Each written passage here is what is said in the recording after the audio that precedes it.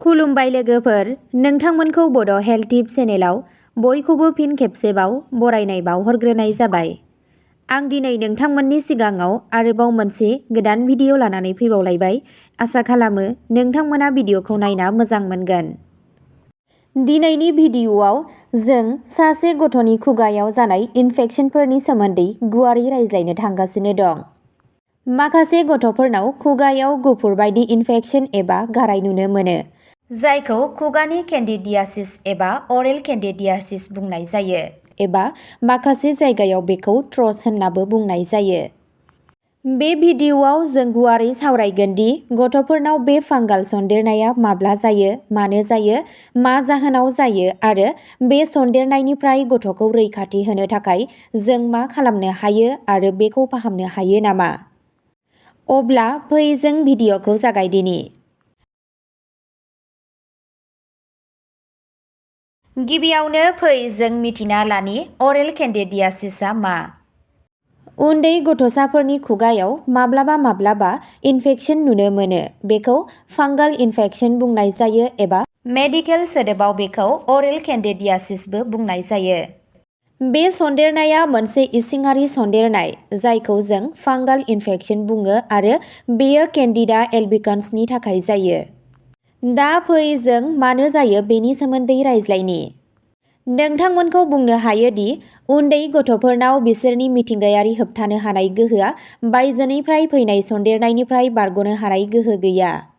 बेखायनो बे सन्देरनाया बायजोनिफ्राय फैयो आरो बेबादि गथ'फोराव बेनि गोहोम गोग्लैनायनि बांसिन जाथावना थायो। गिबि जाथाया जाबाय बथलनिफ्राय गाइखेर सोबग्रा गथ'फोर। गोबां समावनो गथ'नि थालुआ मोजाङै जौगाया, जायनि जाहोनाव बायजोनि सन्देरनाया गथ'नि खुगायाव सौहैनो हागौ आरो बे अबस्थाया सोमजिनो हागौ।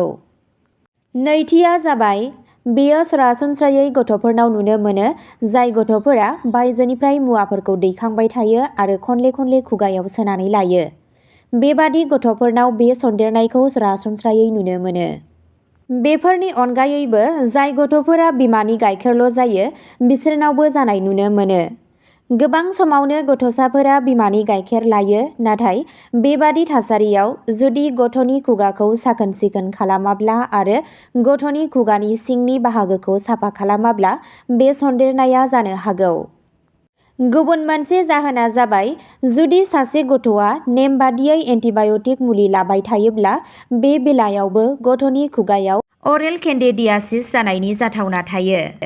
जोंनि खुगायाव माखासे बेक्टेरिया थायो जाय बायजोनि सन्देरनायखौ होबथायो आरो होबथानो हानाय गोहोखौ बांहोयो।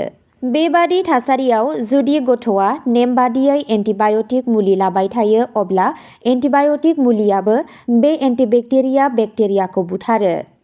बेनि जाहोनाव इमिउन सिस्टेमा लोरबां जायो, जायनि जाहोनाव इनफेकसन जानायनि जाथावना बाङो। बेनि उनाव जों बेखौ माबोरै सिनायनो बेनि बागै सावरायगोन।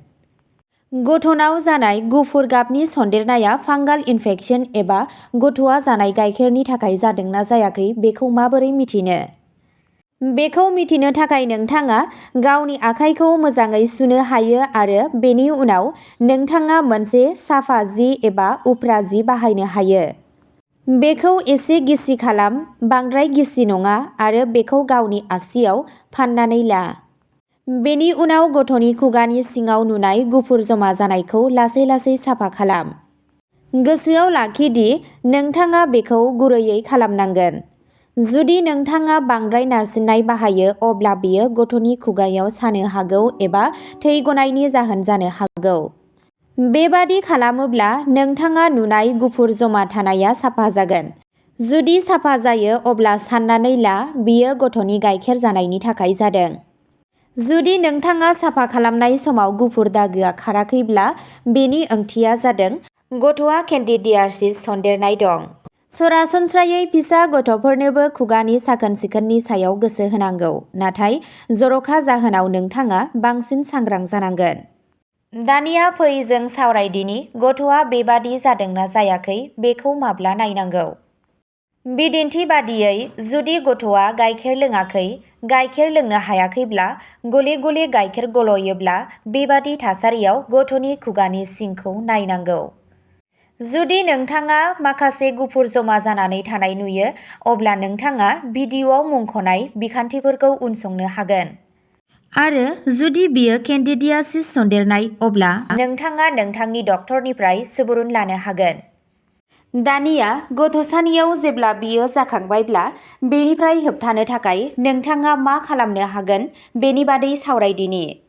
गिबि बाथ्राया जाबाय गथ'नि खुगाखौ साखोन-सिखोनै सम बादियै जोथोन लानांगौ। गथ'नि खुगानि सिंखौ सम बादियै साफा खालाम। बेखौ साफा खालामनो थाखाय जेरै आं सिगाङाव मुंख'दों, गावनि आखाइखौ मोजाङै सु, जिस्रि फिसा ला, बेखौ एसे गिसि खालाम आरो नोंथाङा बेजों गथ'नि खुगाखौ साफा खालामनो हायो। बेनि अनगायैबो गोसोआव लाखिनो गोनां नैथि गोनांसिन बाथ्राया जादों जों गथ'खौ बायजोनिफ्राय फैनाय सन्देरनायनिफ्राय रैखा खालामनो नांगोन। बिदिन्थि बादियै, जुदि गथ'खौ बथलनि गेजेरजों गाइखेर होयोब्ला बथलखौ बाहायनायनिफ्राय गोजानाव था। न'आव हाबनायनि सिगां गथ'सानि ड्रेसखौ साफा खालाम आरो गथ'साखौ गाइखेर दौ। जुदि गथ'आ गले-गले बायजोनिफ्राय माबा मोनसे मुवा खुगायाव सोनानै लायो, अब्ला बिसोर गोसो जानो हागौ। नोंथाङा सम बादियै बेखौ थि खालामनांगोन दि गथ'आ बायजोनिफ्राय जेबो गावनि खुगायाव सोनो नाङा। बेखौ होबथानायाव गोसोआव लाखिनो गोनां थामथि बाथ्राया जादों जुदि गथ'नि एन्टिबाय'टिक कर्सआ आबुं जाबायब्ला नोंथाङा गावनि डक्टरनि बोसोन बादियै एन्टिबाय'टिक मुलिखौ जेसेबां हायो एसेबां थाब बन्द खालामनांगौ, जाहाथे गथ'नि खुगायाव थानाय मुलाम्फा गोनां बेक्टेरियाफोरा जोबनो हाया आरो गथ'नि होबथानो हानाय गोहोआ मोजाङै थायो। बेनि अनगायैबो जों बै गथ'फोरनि सोमोन्दै रायज्लायो जायफोरनाव बे केन्डिडियासिस सन्देरनाया जादों। बेबादि गथ'फोरनि थाखाय हाथायाव एन्टिफांगाल खाबुफोर दं। बिदिन्थि बादियै केन्डिडियानि थाखाय थियारि खालामजानाय ग्लिसारिन दं। बेयो गोदै जायो, बेखायनो गथ'फोरा बेखौ गोरलैयैनो बाहायनो हायो। बेखौ नेमबादियै बाहायनायाव सान 4 निफ्राय सान 5 नि गेजेराव सन्देरनाया स्रां जागोन। बेनिखायनो बियो खुगानि केन्डिडियासिसनि सोमोन्दै मोनसे फिसा खारिथिमोन।